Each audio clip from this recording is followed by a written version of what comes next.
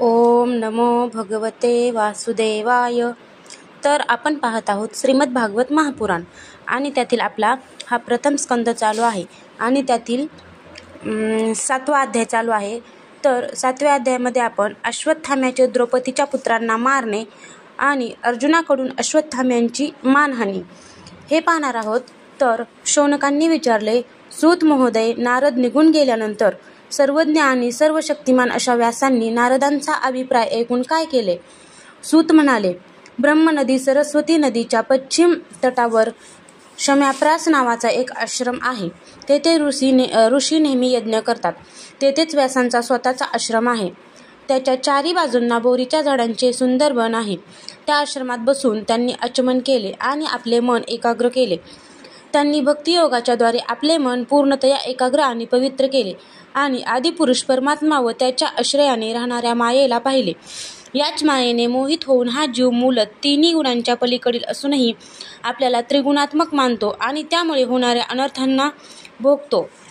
भगवंताची भक्ती हे एकच या अनर्थाच्या निराकाराचे प्रत्यक्ष साधन आहे. परंतु संसारी लोक हे जाणत नाही. हे लक्षात घेऊन व्यासांनी श्रीमद भागवताची रचना केली. त्याच्या केवळ श्रवणाने पुरुषोत्तम भगवान श्रीकृष्णाच्या ठिकाणी परमप्रेममय भक्ती निर्माण होते. त्यामुळे जीवाचा शोक, मोह आणि भय नष्ट होतात. त्यांनी या भागवत संहितेची निर्मिती करून नंतर ती आपला वैराग्यशील पुत्र शुक याला शिकविली. शौनकांनी विचारले, श्री सुखदेव तर अत्यंत निवृत्त आहेत. त्यांना कोणत्याही वस्तूची अपेक्षा नाही. ते नेहमी आत्मचिंतनात रममाण असतात. असे असता त्यांनी या विशाल ग्रंथाचे अध्ययन कशासाठी केले? सूत म्हणाले, जे लोक ज्ञानी आहेत, ज्यांची अविद्येची गाठ सुटली आहे आणि जे नेहमी आत्म्यातच रममाण झालेले असतात, असे लोकही भगवंताची निष्काम भक्ती करतात. कारण भगवंतांचे गुण इतके मधुर आहेत की ते सर्वांना आपल्याकडे आकर्षून घेतात. भगवान सुखदेव तर भगवत भक्तांना अत्यंत प्रिय आहेत आणि स्वतः भगवान व्यासांचे पुत्र आहेत. त्यांच्या हृदयाला भगवंताच्या गुणांनी आकर्षून घेतले आहे आणि त्याचमुळे त्यांनी या विशाल ग्रंथाचे अध्ययन केले. आता मी राजर्षी परीक्षितांचा जन्म, कर्म आणि मोक्ष तसेच पांडवांच्या स्वर्गरोहणाची कथा सांगतो. कारण त्यातूनच भगवान श्रीकृष्णाच्या अनेक कथांचा उगम होतो. ज्यावेळी कौरव पांडवाच्या युद्धात दोन्ही पक्षातील पुष्कळसे वीर मारले गेले आणि भीमाच्या गदाप्रहाराने दुर्योधनाची मांडी भंगली, तेव्हा अश्वत्थाम्याने आपला राजा दुर्योधन याचे प्रिय करण्यासाठी द्रौपदीच्या झोपलेल्या मुलांची मस्तके छाटून दुर्योधनाला भेट म्हणून आणून दिली. हे दुर्योधनाला आवडले नाही, कारण अशा नीच कर्माची सर्वच जण निंदा करतात.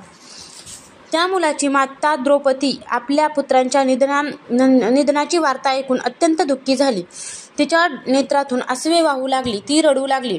अर्जुन तिचे सांत्वन करीत म्हणाला, हे कल्याणी, जेव्हा मी त्या अततायी अधम ब्राह्मणाचे मस्तक गांडीव धनुष्याच्या बाणांनी छाटून तुला ते भेट म्हणून आणून देईन आणि जळलेल्या आपल्या मुलांचा अंत्यविधी झाल्यावर तू त्या मस्तकावर पाय ठेवून स्नान करशील, त्याच वेळी मी तुझे अश्रू पुसले असे होईल. अर्जुनाने अशा मधुर पण विलक्षण शब्दांनी द्रौपदीचे सांत्वन केले आणि आपले सहृदय भगवान श्रीकृष्णांना सारथी बनवून अंगावर कवच धारण करून आपले भयंकर गांडीव धनुष्य घेऊन तो रथावर बसला आणि गुरुपुत्र अश्वत्थाम्याचा त्याने पाठलाग सुरू केला. मुलांची हत्या केल्याने घाबरलेला अश्वत्थामा अर्जुन आपल्यावरच चालून येत असल्याचे पाहून आपले प्राण रक्षण करण्यासाठी जेथपर्यंत पळून जाता येईल तेथपर्यंत पळत सुटला. जसा रुद्राला भिवून सूर्य पळाला होता त्याप्रमाणे. जेव्हा ब्रह्मणपुत्राने पाहिले की आपल्या रथाचे घोडे थकले आणि आपण असहाय्य आहोत, तेव्हा आपल्या रक्षणाचे एकमात्र साधन केवळ ब्रह्मास्त्र आहे हे त्याने ओळखले.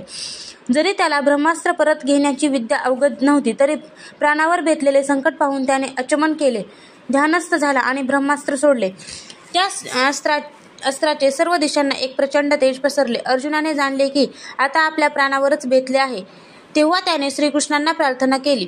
अर्जुन म्हणाला, हे श्रीकृष्णा महाबाह्यो, आपण भक्तांना अभय देणारे आहात. संसाराच्या धगधगत्या आगीत होरपळून निघणाऱ्या जीवांना त्यापासून मुक्ती देणारेही आपणच आहात. आपण आदिपुरुष, प्रकृती पलीकडील साक्षात परमेश्वर आहात. मायेला आपल्या चित्तशक्तीने निरस्त करून आपण आपल्या अद्वितीय स्वरूपात स्थिर असता. मायेने मोहित झालेल्या जीवांना आपण आपल्या प्रभावानेच धर्मादी स्वरूप कल्याणाचा मार्ग दाखविता. पृथ्वीवरील दैत्यांचा भार नाहीसा करण्यासाठी आणि तुमच्या अनन्य प्रेमी भक्तांनी तुमचे निरंतर स्मरण ध्यान करावे यासाठीच तुमचा हा अवतार आहे. स्वयंप्रकाश रूप श्रीकृष्णा, हे भयंकर तेज सर्व दिशांनी माझ्याकडे येत आहे. हे काय आहे आणि ते कोठून येत आहे याचे मला ज्ञान नाही.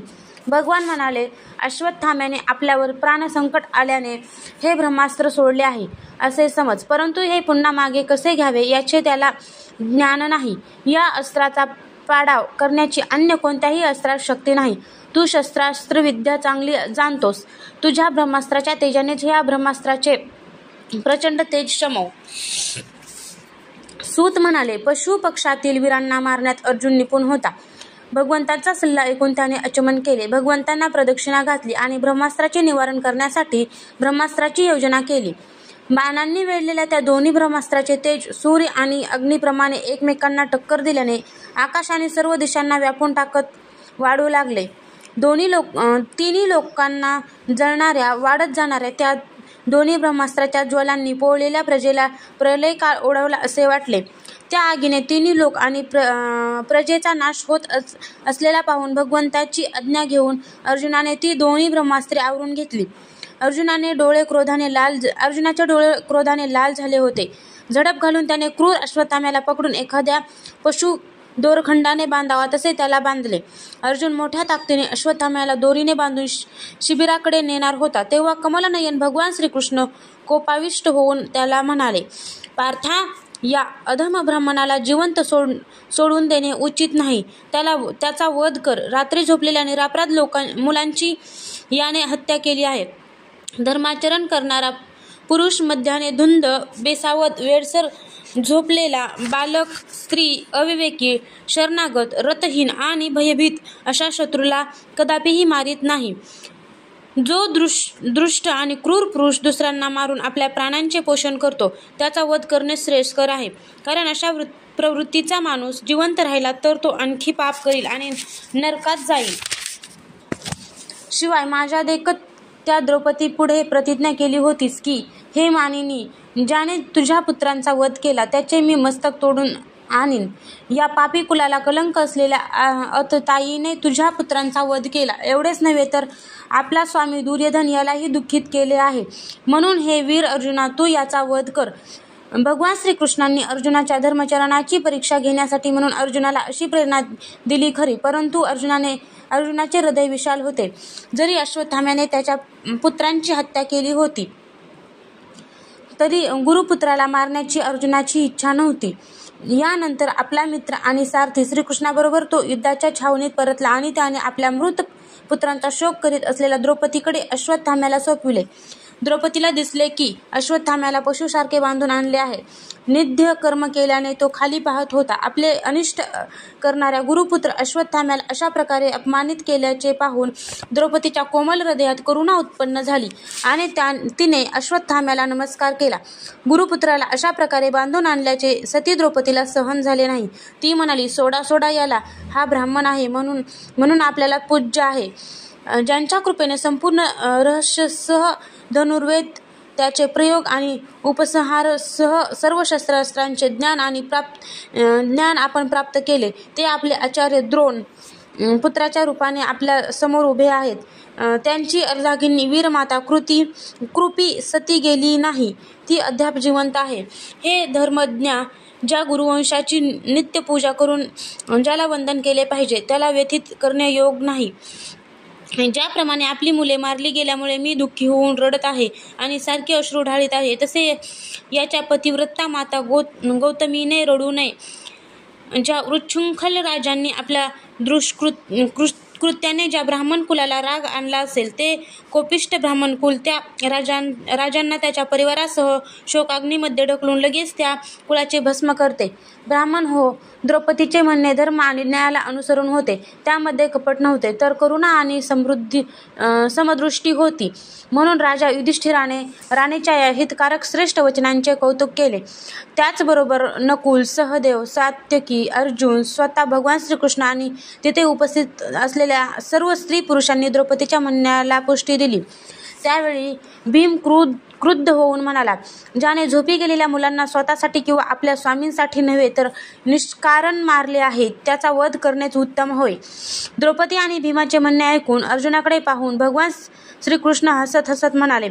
श्रीकृष्ण म्हणाले, पापकृत्य केलेल्याही ब्राह्मणाचा वध करू नये आणि आतताईला तर मारले पाहिजे. या दोन्ही गोष्टी मी शास्त्रात सांगितल्या आहेत, म्हणून माझ्या दोन्ही आज्ञांचे पालन कर. द्रौपदीचे सांत्वन करताना तू जी प्रतिज्ञा केली होती तिचे पालन कर. त्याचबरोबर भीम, द्रौपदी आणि मला जे प्रिय असेल ते सुद्धा कर.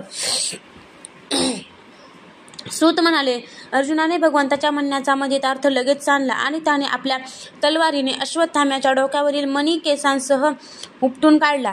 मुलांची हत्या केल्यामुळे तो अश्वत्थामा अगोदरच सत्वहीन झाला होता. त्यात त्याचा मणी आणि ब्रह्मतेजही नाहीसे झाले. अशा त्याचे दोरखंडाचे बंधन सोडून अर्जुनाने त्याला शिबिराच्या बाहेर घालवले. मुंडन करणे, दहन काढून घेणे आणि निर्वासित करणे हाच अधम ब्राह्मणांचा वध होय. याखेरीज त्यांच्यासाठी शारीरिक वध शास्त्राने सांगितलेला नाही. पुत्रांच्या मृत्यूमुळे द्रौपदी आणि सर्व पांडव शोकाकुल झाले होते. नंतर त्यांनी आपल्या मृत बांधवांचे अंत्यविधी पार पाडले. अध्याय 7 समाप्त.